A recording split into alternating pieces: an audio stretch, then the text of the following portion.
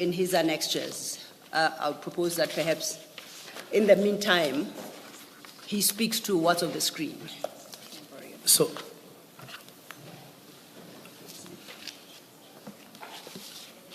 Commissioners, I'm saying if we take 119, which is the expenditure pattern for 12 months for PKTT, you combine it with the point that I've just made of 11% reduction of the operational budget of subs, and add this slide, you'll see what's happening,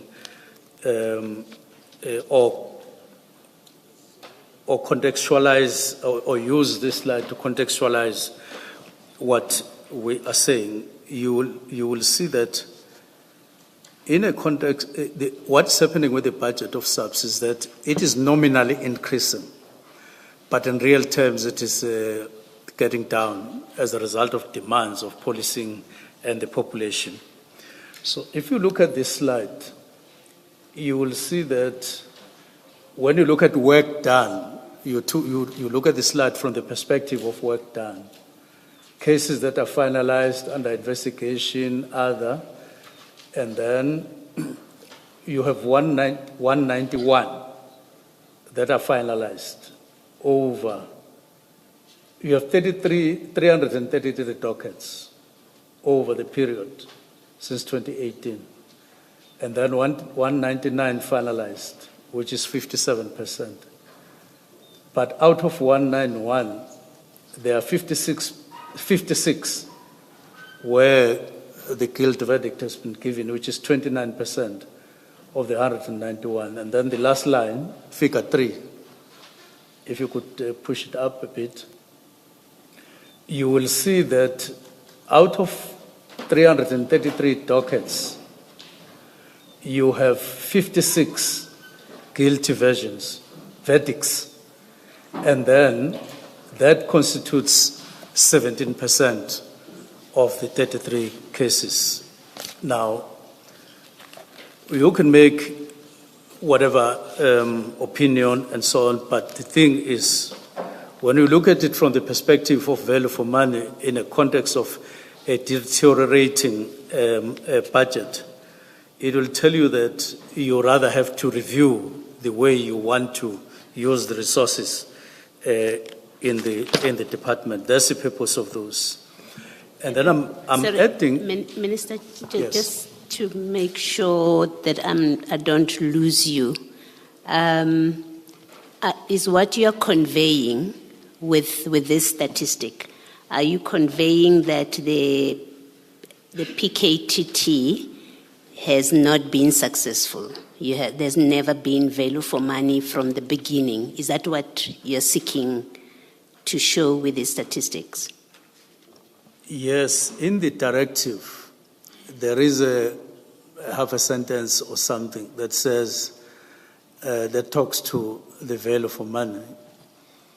And if you look at stats, you look at the deteriorating budget, you look at demands which are affecting performance, you look at what we spend in 12 months for one task team, but then you look at the outcomes.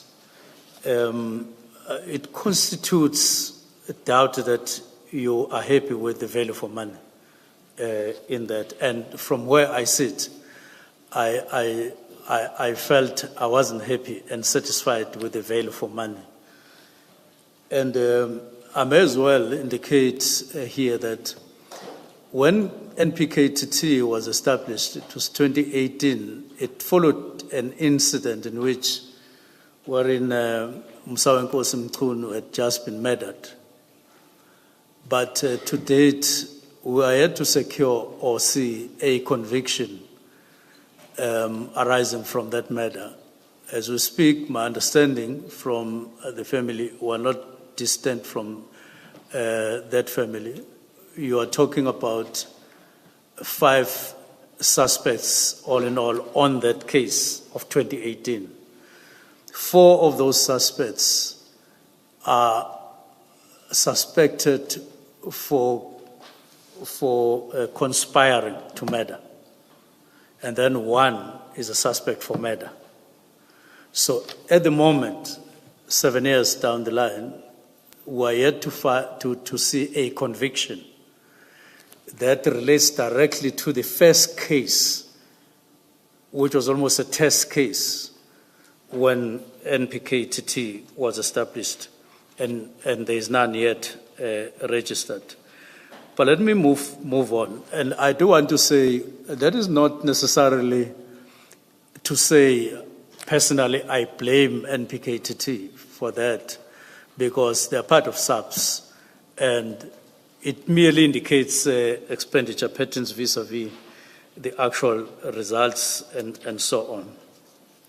There is then a question of inequities in SAPS between task teams and between units.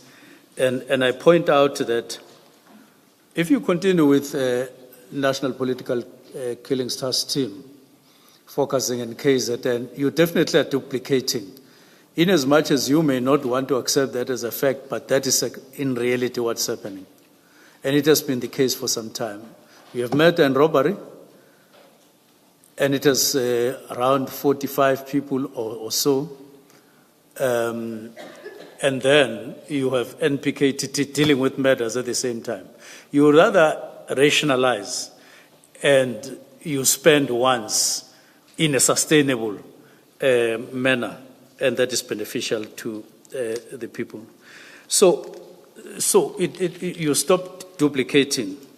But at one point, I said to the National Commissioner, murder is murder.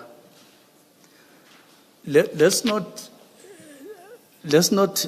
create a false hierarchy in murders in South Africa as South African police. Now, I listened to the National Commissioner speaking here at the Commission and to Lieutenant General Khumalo.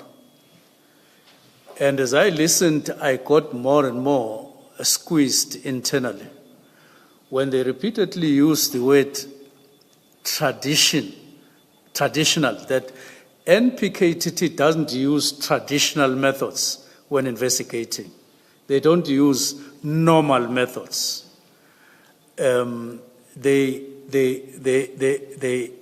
are using what has been put into PKTT to make sure that they are as effective as all of us would be.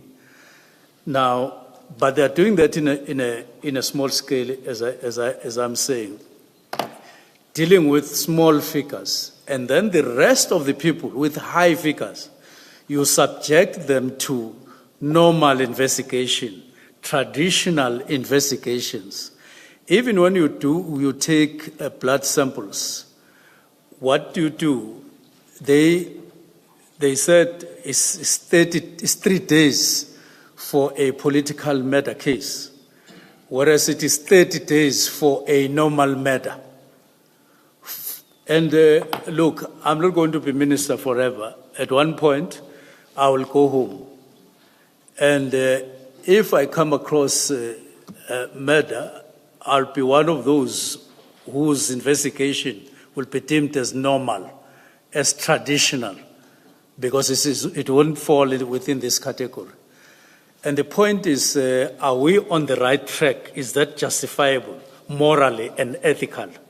And from where I stand, it is not, and not in line with the Constitution of the Republic. So the issue is, when you are in the space, normal space, listening to successes, listening to this, it is nice to consume that. But when you are alone, as minister, thinking things through, you in terms of principles, looking at things in a principled way, you come out empty in the sense that you are not able to respond ethically and morally to the question, why do you differentiate between murders? What justifies that?